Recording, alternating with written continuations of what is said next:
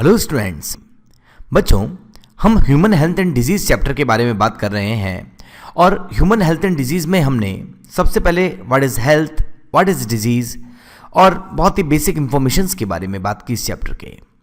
आज हमने viral disease की बात स्टार्ट की, जिनमें हमने अभी तक chicken pox, small pox, common cold, बहुत सारी इन्फ्लुएंजा, बहुत सारी disease, swine flu, bird flu, इन सब डिजीज़ के बारे में बात की। कुछ और डिजीज़ के बारे में, वायरल डिजीज़ के बारे में बात करते हैं, जिसमें हम बात करते हैं पोलियोमाइलिटिस। पोलियोमाइलिटिस नाम में ही आता है माइलिटिस। माइलिटिस का मतलब होता है इन्फ्लामेशन ऑफ माइलिन शीथ। इसका मतलब ये एक ऐसा डिसऑर्डर है जिसकी वजह से आपके नर्वस सिस्टम पर इफेक्ट होता है, इसीलिए इसे बच्चों में होने वाला पैरालिसिस भी कहते हैं। This disease was also called infantile paralysis. ऐसा माना जाता था कि ये डिजीज जो है वो बच्चों में होती है और उनमें पैरालिसिस प्रोड्यूस करती है, लेकिन फैक्ट ये है कि ये डिजीज किसी भी एज में हो सकती है। याद रखें, this disease spread mainly through intestinal discharge. Mainly ये डिजीज इंटेस्टाइनल डिस्चार्ज से होती हुई फैलती है और किसी भी एज के अंदर ये डिजीज हो सकती है। इंटेस्टाइनल डिस्चार्ज से होती हुई ये डिजीज एक पर्सन से दूसरे पर्सन में फैलती है।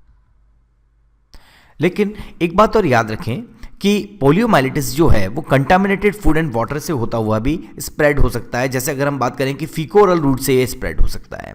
जैसे अगर हम बात करें कि मैकेनिकल कैरियर है फ्लाइज एंड इंसेक्ट, जैसे अगर हम बात करते हैं हमारी हाउस फ्लाई और कॉकरोच जो होता है, ये मैकेनिकल कैरियर होते हैं और ये मैकेनिकल कैरियर जो होते हैं ये फीकल मैटर से वायरस को हमारे फूड और ड्रिंक तक पहुंचाते हैं और ये फूड के थ्रू, हमारे ड्रिंक के थ्रू हमारी बॉडी में एंटर करते हैं। इसका मतलब ये इंटेस्टाइनल डिस्चार्जेस से कंटामिनेटेड फूड एंड वाटर से ये डिजीज एक पर्सन से दूसरे पर्सन में स्प्रेड हो सकती है। पोलियो वायरस एक एसएसआरएनए वायरस है जो यूजुअली एंटर करता है बॉडी में एलिमेंट्री कैनाल से, और एलिमेंट्री कैनाल से एंटर करने के बाद ये मल्टीप्लाई करता है कहाँ पर, हमारी एलिमेंट्री कैनाल में, और पहुँच जाता है हमारे नर्वस सिस्टम में। और नर्वस सिस्टम में पहुँचता है किसके थ्रू? ब्लड स्ट्रीम के थ्रू। मतलब जब ये हमारी एलिमेंट्री कैनाल में एंटर करेगा तो एलिमेंट्री कैनाल में एंटर करने के बाद ये हमारे वहाँ पर मल्टीप्लिकेशन करेगा, अपना नंबर इंक्रीज करेगा और उसके बाद ये पहुँच जाएगा हमारे नर्वस सिस्टम में, स्पाइनल कॉर्ड में ब्लड से होते हुए। इसका इंक्यूबेशन पीरियड करीब 7 to 14 डेज है। इसका मतलब जब ये हमारी बॉडी में एंटर करता है और जब पहला सिम्टम आता है पोलियो का, इस दोनों के बीच का टाइम पीरियड होता है करीब 7 to 14 डेज। तो करीब 7 से 14 दिन के अंदर ही अपने फर्स्ट सिम्टम को अपीयर करता है। इसके अलावा से होता है इन्फ्लामेशन ऑफ नर्वस सिस्टम। मैंने पहले बताया इन्फ्लामेशन ऑफ माइलिन शीथ होता है एक्चुअली, तो ये इन्फ्लामेशन करता है नर्वस सिस्टम का। The earliest sign of this disease is the involvement of central nervous system causing inability to bend the head forward. सबसे पहला सिम्टम ये आता है कि बच्चा जो है वो अपने हेड को आगे की तरफ फॉरवर्ड नहीं कर पाता, क्योंकि उसके सेंट्रल नर्वस सिस्टम को डैमेज करता है ये polio virus. Stiffness of the neck is an important sign. Neck के अंदर स्टिफनेस आने लगती है और बाद में paralysis start following the weakness of particular skeleton muscle. Particular skeleton muscles जो हैं, जैसे लेग्स की मसल्स हो सकती हैं, मोस्टली ये लेग्स की मसल्स होती है, लेकिन आपके हैंड्स की मसल्स भी ऐसा हो सकता है कि बच्चे की उसके अंदर पैरालिसिस हो जाए। इसका मतलब स्केलेटल मसल्स जो है वो वीक होने लगती हैं। The attack of paralysis begins with fever. High fever आता है, हेडेक होता है, चिल्स, ठंड लगती है, बुखार आता है, पेन होता है पूरी बॉडी के अंदर, ठीक है, और पूरी बॉडी में पेन, इन सब कंडीशन के साथ साथ बच्चे को फाइनली क्या आ जाता है? पैरालिसिस। तो ये है पोलियोमाइलिटिस, जिसको हम इन्फेंटाइल पैरालिसिस भी कहते हैं। आप देख सकते हैं इस बच्ची को इन्फेंटाइल पैरालिसिस है, जिसकी वजह से इसके दोनों लेग्स जो हैं वो अब फंक्शनल नहीं रहे हैं। और बात करते हैं हम और देखते हैं कि पोलियो वायरस होता कैसा है, ऐसा देखते हैं। पोलियो वायरस को अगर आप देखें तो पोलियो वायरस जो है वो एक एसएसआरएनए वायरस है, सिंगल स्ट्रैंडेड आरएनए वायरस है, जिसके ऊपर शेल प्रेजेंट होता है। एक वायरल कैप्सिड के अंदर होता है ये वायरस एसएसआरएनए, जिसके चारों तरफ एक एनवलप होता है, शेल होता है, जिसके ऊपर एक मेम्ब्रेन होती है और मेम्ब्रेन के बाहर की तरफ ग्लाइकोप्रोटीन के स्पाइक्स निकले हुए होते हैं। तो ग्लाइकोप्रोटीन के स्पाइक्स रखने वाला ये एनवलप्ड वायरस जो होता है, जिसके वायरल कैप्सिड में सिंगल स्ट्रैंडेड आरएनए होता है, ये एक कौन सा वायरस है? पोलियो वायरस है। पोलियो वायरस से बचने के लिए सबसे बढ़िया चीज़ जो है वो है पोलियो वैक्सीन। पोलियो वैक्सीन की अगर हम बात करें तो 2 तरह की पोलियो वैक्सीन अब तक मार्केट में है। एक का नाम है IPV, जिसे अभी वापस से इम्यूनाइजेशन प्रोग्राम में ऐड किया गया है। IPV को इनएक्टिवेटेड पोलियो वैक्सीन कहते हैं। और जो इनएक्टिवेटेड पोलियो वैक्सीन है, ये वैक्सीन हमारी बॉडी के अंदर एक एंटर करवाया जाता है। वैक्सीन का कंसेप्ट हम बाद में पढ़ेंगे। ये एक तरह का किल्ड वैक्सीन है और इस किल्ड वैक्सीन को हमारी बॉडी में एंटर करवाया जाता है। ठीक है, इसे सॉक ने बनाया था, इसलिए इसे सॉक वैक्सीन भी कहते हैं। उन्होंने 1953 में इस वैक्सीन को डेवलप किया था। जबकि अगर हम सेकंड वैक्सीन की अगर हम बात करें तो वो है आजकल जो बहुत ज़्यादा यूज़ होता है, उसका नाम है OPV या oral polio vaccine. Oral polio vaccine जो होता है वो सबसे ज़्यादा यूज़ किया जा रहा है 2 बूंद ज़िंदगी की जिसे कहते हैं हम, जहाँ पर हम लाइव एटीन्यूएटेड वायरस को बॉडी के अंदर एंटर करवाते हैं और लाइव एटीन्यूएटेड वायरस को बॉडी के अंदर एंटर करवाया जाएगा तो लाइव एटीन्यूएटेड वैक्सीन हो गया। ये वैक्सीन सेबिन ने बनाया था और सेबिन ने इस वैक्सीन को बनाया 1957 में। इसके लिए इन्हें नोबेल प्राइज़ भी मिला। याद रखें तो पोलियो के 2 तरह के वैक्सीन आते हैं, OPV एंड IPV। OPV के साथ साथ आजकल IPV को भी वैक्सीनेशन प्रोग्राम में ऐड किया गया है ताकि इम्यूनाइजेशन हमें पूरी तरह से मिले और इंडिया से पूरी तरह से इस पोलियो वायरस को या पोलियो माइलिटिस को इरेडिकेट किया जा सके। इसलिए 2 वैक्सीन कौन कौन से हैं? IPV जिसको हम बोलते हैं इनएक्टिवेटेड पोलियो वैक्सीन या किल्ड वैक्सीन जो सॉक ने 1953 में बनाया, एंड OPV is also called oral polio vaccine और लाइव एटीन्यूएटेड वैक्सीन जो सेबिन ने 1957 में बनाया। और देखते हैं इससे related pulse polio immunisation program से रिलेटेड क्या क्या पॉइंट हम बात कर सकते हैं। Pulse polio is an immunisation campaign established by government of India in 1994। 1994 में पल्स पोलियो प्रोग्राम स्टार्ट किए गए गवर्नमेंट ऑफ इंडिया के थ्रू और उनका टारगेट था कि इंडिया से इरेडिकेट कर दिया जाए पोलियो माइलिटिस को by vaccinating annually all childrens under age 5 against polio virus. ठीक है, तो लगभग सभी बच्चों को पोलियो वायरस का वैक्सीन दिया जाए। Every child 0 to 5 years of age receive a dose of oral polio vaccine, a live attenuated virus which colonize the gastrointestinal tract। हर 0 से 5 साल के बच्चों को एक डोज दी जाती है ओरल पोलियो वैक्सीन की, जो एक लाइव एटीन्यूएटेड, मैंने बताया ओरल पोलियो वैक्सीन एक लाइव एटीन्यूएटेड वैक्सीन है विच कॉलोनाइज द गैस्ट्रोइंटेस्टाइनल ट्रैक्ट में जाता है और ये लाइव एटीन्यूएटेड है, इसके अगेंस्ट एंटीबॉडीज बनती हैं। This virus competitively inhibit the wild disease causing polio virus.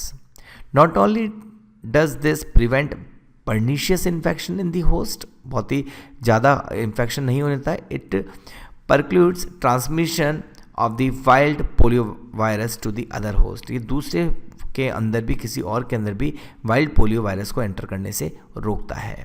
तो याद रखें पल्स पोलियो प्रोग्राम जो है उनका ये टारगेट है और 2014 में गवर्नमेंट ऑफ इंडिया ने कहा है कि इन 2014 पोलियो इरेडिकेटेड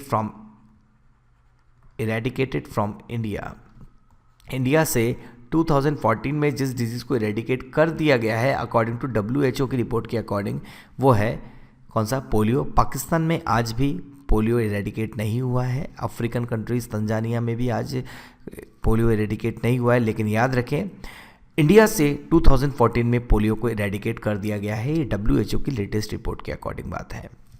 और बात करते हैं बच्चों, ये हमने बात की पोलियो माइलिटिस के बारे में, पोलियो वायरस के बारे में। आगे बात करते हैं, अगली डिजीज़ लेते हैं। अगली डिजीज़ की हम बात करते हैं वो है हमारी मम्स। मम्स को अगर हम बात करें तो इसे बोला जाता है इन्फेक्शियस पैरोटाइटिस। जो इन्फेक्शियस पैरोटाइटिस है जिसमें पैरोटिड ग्लैंड का इन्फ्लामेशन हो जाता है। आपने 3 पेयर सैलिवरी ग्लैंड के नाम सुने होंगे। 1 pair is called parotid salivary gland, 1 pair is called sublingual salivary gland and 1 pair is called सब मैक्सिलरी सैलिवरी ग्लैंड। ठीक है, उनमें से पैरोटिड सैलिवरी ग्लैंड का इन्फ्लामेशन जो लार्जेस्ट सैलिवरी ग्लैंड भी है उसकी इन्फ्लामेशन को कहा जाता है इन्फेक्शियस पैरोटाइटिस या बोलते हैं मम्स। बात करते हैं मम्स में क्या होता है। It is a infection disease causing fever, difficulty in opening the mouth and painful swelling of the parotid gland which lies just below the lobes of the year. देख सकते हैं डायग्राम बच्चों, इस बच्चे के अंदर ये वाला पोर्शन जो है यहाँ पर इस वाली जगह पर पैरोटिड ग्लैंड प्रेजेंट होती है। पैरोटिड ग्लैंड सलाइवरी ग्लैंड है जो सलाइवा सिक्रेट करती है और वो स्टिंसन डक्ट से होता हुआ सलाइवा बकल कैविटी में आता है। लेकिन याद रखें अगर इस जगह मिलने वाली अगर हम बात करें पैरोटिड ग्लैंड के अंदर मम्स वायरस की वजह से इन्फ्लामेशन हो जाए तो यहाँ स्वेलिंग आ जाएगी या टेंडरनेस आ जाएगी, और स्वेलिंग और टेंडरनेस आएगी तो बच्चे को मुंह खोलने में काफ़ी ज़्यादा पेन होगा। तो इसमें बहुत ही पेनफुल कंडीशन हो जाती है जिसमें बच्चे को बहुत ज़्यादा दर्द होता है। It is caused bye paramyxo virus जो कि एक तरह का RNA वायरस है, ये भी सिंगल स्टैंडर्ड RNA वायरस है which comes out in the saliva of the infected person, जो इन्फेक्टेड पर्सन के सलाइवा से बाहर आता है। ठीक है। The patient should take complete bed rest लेना चाहिए till the swelling subside in order to avoid complication. Usually there are no complication but in some cases there are may be pain and swelling of the testis के अंदर भी ये हिमेटोजेनेसिस spread करके जा सकता है। बाद में ऐसा हो सकता है कि डिजीज बढ़ती जाए तो ये ब्लड में आ सकता है और ब्लड में आने के बाद ये हिमेटोजेनेसिस स्प्रेड करते हुए बॉडी के अदर पार्ट्स को भी अफेक्ट कर सकता है। जैसे ये टेस्टिस में ऑर्चिटिस इन्फ्लामेशन कर सकता है, पेट में दर्द हो सकता है, एब्डोमेन में। मम्स वायरस को देखते हैं कैसा होता है बच्चों। मम्स वायरस के पास HN प्रोटीन होता है। HN प्रोटीन का मतलब है यहाँ पर हीमोग्लूटिन एंड न्यूरामिनिडेज प्रोटीन, जो कि इन्फ्लुएंजा वायरस के पास भी होता है, वैसे ही HN प्रोटीन इसके पास भी होता है। याद रखें इसके पास एक F प्रोटीन होता है, एक M प्रोटीन भी होता है एनवलप में, ये भी एंटीजेनिक प्रोटीन्स है। इसके अलावा इसके पास पॉलीमरेज प्रेजेंट होता है, सिंगल स्ट्रैंडेड RNA में पॉलीमरेज भी प्रेजेंट होता है और इसके सिंगल स्ट्रैंड RNA की चारों तरफ जो कवरिंग होती है उसको बोलते हैं न्यूक्लियोकैप्सिड। तो आप इस पैरामिक्सोविरिडी फैमिलीज में बिलोंग करने वाले मम्स वायरस को भी देख सकते हैं, जो कि पोलियो वायरस से डिफरेंट है, ठीक है। और मम्स के लिए वैक्सीन जो है उसका नाम आप सभी ने सुना होगा, वैक्सीन आता है MMR वैक्सीन। कौन सा वैक्सीन है बच्चों? MMR वैक्सीन, जो 9 मंथ पे दिया जाता है। M का मतलब होता है मीजल्स, जो हमने लास्ट लेक्चर में पढ़ा था। M का मतलब होगा मम्स और R का मतलब होगा rubella. Measles, mumps and rubella, इन तीनों के लिए जो वैक्सीन कंबाइंड वैक्सीन है, जो करीब 9 मंथ पर दिया जाता है, बर्थ के 9 मंथ पर ये वैक्सीन दिया जाता है, जिसको बोला जाता है कौन सा वैक्सीन? इसे कहा जाता है MMR वैक्सीन। कौन सा वैक्सीन बोलिएगा बच्चों? MMR वैक्सीन, ठीक है। तो हमने एक डिजीज़ की बात की है बच्चों, वो थी हमारी पोलियोमाइलिटिस। फिर उसके बाद हमने बात की पोलियो वैक्सीन क्या है, पल्स पोलियो इम्यूनाइजेशन प्रोग्राम क्या है, और 2014 में इसे इंडिया से कर दिया गया है इरेडिकेट। फिर हमने बात की मम्स डिजीज़ की, mumps is a infectious parotitis, और उसका वैक्सीन था MMR। चलिए और बात करते हैं, एक और डिजीज़ देखते हैं, वो है ट्रैकोमा। ट्रैकोमा के बारे में बात करें तो ये डिजीज़ जो क्लेमाइडिया ट्रैकोमैटिस से होती है, और क्लेमाइडिया ट्रैकोमैटिस से होने वाली ये डिजीज़ जो है, ये एक क्रोनिक इन्फ्लामेटरी डिजीज़ है जो हमारी आइज़ में कंजक्टिवा और कॉर्निया को अफेक्ट करती है। आप देख सकते हैं this is a conjunctiva, this type of conjunctiva. 2 तरह की कंजक्टिवा होती है, एक होती है पैल्पिब्रल कंजक्टिवा और एक होती है बल्बर कंजक्टिवा। तो ये पैल्पिब्रल कंजक्टिवा दिख रही है आपको, ये इसकी वजह से क्रॉनिक इन्फ्लामेशन, क्रॉनिक का मतलब स्लो इन्फ्लामेशन होता है आइज़ का, और कंजक्टिवा एंड कॉर्निया का इन्फ्लामेशन होता है। It is characterise by development of granules, eyes पे छोटे छोटे ग्रैन्यूल्स बन जाते हैं। देख सकते हैं आप वाइट कलर के ग्रैन्यूल्स का फॉर्मेशन हो गया है, तो बहुत छोटे छोटे वाइट कलर के ग्रैन्यूल्स का फॉर्मेशन होता है। It's common symptom are inflammation, pain, watering of the eye, जिसकी वजह से आइज़ में इन्फ्लामेशन होता है, आइज़ में पेन होता है और आइज़ से वाटर डिस्चार्ज होता है, बोलते हैं watering of the eye. It can lead to blindness, अगर कंटिन्यूस बढ़ता जाए तो ट्रैकोमा की वजह से ब्लाइंडनेस भी हो सकती है। Infection spread by direct contact, by use of handkerchief, दूसरे का रुमाल यूज़ करने से, टॉवल से, पिलोज से। इसको इन सब के लिए मैंने एक आपको पहले भी वर्ड बताया था, इसको बोलते हैं फोमाइड बॉन्ड। अगर किसी के यूटेंसिल्स को यूज़ करने से कोई डिजीज़ स्प्रेड होती है तो उसके लिए वर्ड यूज़ करते हैं फोमाइड बॉन्ड, ठीक है। इसके अलावा डायरेक्ट कॉन्टैक्ट से भी ये डिजीज़ स्प्रेड हो सकती है, ब्लाइंडनेस कर सकती है, ये इन्फ्लामेशन होता है, पेन होता है और आंखों से पानी आता है, ठीक है, जिसमें आइज़ पे छोटे छोटे ग्रैन्यूल्स बन जाते हैं, दिख रहे हैं आपको, ठीक है। इन ग्रैन्यूल से ही वाटर डिस्चार्ज बाहर निकलता है। तो याद रखें ये जो डिजीज़ है इसको बोला जाता है ट्रैकोमा, और ये डिजीज़ होती है क्लेमाइडिया ट्रैकोमैटिस से, जिसमें क्रॉनिक इन्फ्लामेशन होता है आइज़ का, कंजक्टिवा का, आइज़ की कंजक्टिवा और कॉर्निया का, ठीक है। आप इस पिक्चर में देख सकते हैं कि ये पेशेंट जो है इसको ट्रैकोमा हुआ है, जो क्लेमाइडिया ट्रैकोमैटिस से होता है। और बात करते हैं बच्चों, नेक्स्ट हम बात करते हैं एक और डिजीज़ जिसका नाम है रेबीज़ और हाइड्रोफोबिया। रेबीज़ और हाइड्रोफोबिया की बात करें तो it is caused by virus name as rhabdo virus. Rhabdo virus जो होता है वो बुलेट शेप वायरस है। कैसा है बच्चों? बुलेट शेप वायरस है। और इस बुलेट शेप वायरस को देखना है तो आपको नीचे वाला डायग्राम देखना चाहिए। Bullet shape virus, rhabdo virus जो होता है, ये देख सकते हैं बुलेट शेप वायरस जो है, इसके ऊपर ग्लाइकोप्रोटीन का एनवलप होता है, अंदर मैट्रिक्स में भी प्रोटीन होती है, अंदर एनवलप दिख रहा है आपको, एनवलप मेम्ब्रेन है, अंदर मैट्रिक्स प्रोटीन होता है और होता है राइबोन्यूक्लियोप्रोटीन। कौन सा प्रोटीन? राइबोन्यूक्लियोप्रोटीन। तो याद रखें ये जो शेप है बुलेट शेप होता है रेबीज़ वायरस, जिसको बोलते हैं रैब्डो वायरस। बहुत सिंपल है बच्चों, सुना होगा, रेबीज़ को हाइड्रोफोबिया भी बोलते हैं, तो आज बताते हैं आपको कि रेबीज़ को हाइड्रोफोबिया क्यों बोला जाता है। क्योंकि रेबीज़ का वायरस हमारी बॉडी में एंटर करता है किसी पागल कुत्ते के काटने से, या किसी पागल बिल्ली के काटने से, या किसी भी कार्निवोरस एनिमल के बाइट करने से जो पहले से रेबीज़ से अफेक्टेड हो, उसके बाइट करने से हमारी बॉडी के अंदर रेबीज़ वायरस एंटर करता है।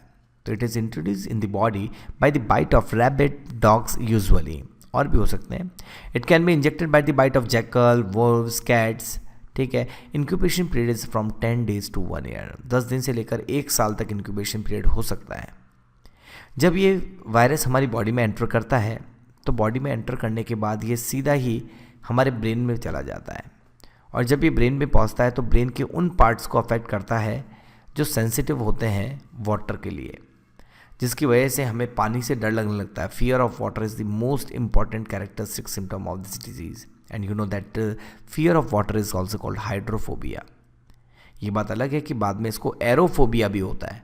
इस डिजीज़ के अंदर बाद में क्या होता है, एरोफोबिया, जिसकी वजह से उसको एयर से भी फियर होने लगता है। Other symptoms are saliva from mouth से कंटिन्यूस सलाइवेशन होने लगता है, सिवियर हेडेक, बहुत ज़्यादा हेडेक होता है, हाई फीवर होता है, alternating periods of excitement and depression, क्योंकि ब्रेन के अंदर जा रहा है तो ब्रेन के कई पार्ट्स को अफेक्ट करता है, जिसकी वजह से alternating period of excitement and depression ऐसा भी होता है। Inability to swallow even fluid due to choke throat, अगर लिक्विड भी उसको दिया जा रहा है तो वो नहीं पी पाएगा क्योंकि उसका गला बिल्कुल चॉक हो जाता है, क्योंकि उसके गले को चॉक कर देती हैं उसकी ब्रेन की नर्व्स। तो याद रखें, उसको पानी पीने में प्रॉब्लम आती है, पानी पीने से डरता है।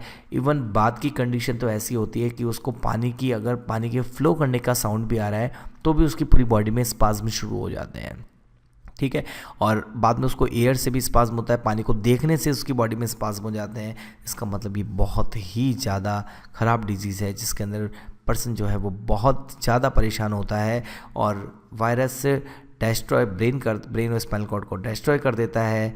और याद रखें, अगर एक बार सिम्टम आ गए hydrophobia, fear of water, fear of air, तो उस कंडीशन में उस पर्सन को बचा पाना नामुमकिन है अभी तक के स्टडीज़ के अकॉर्डिंग।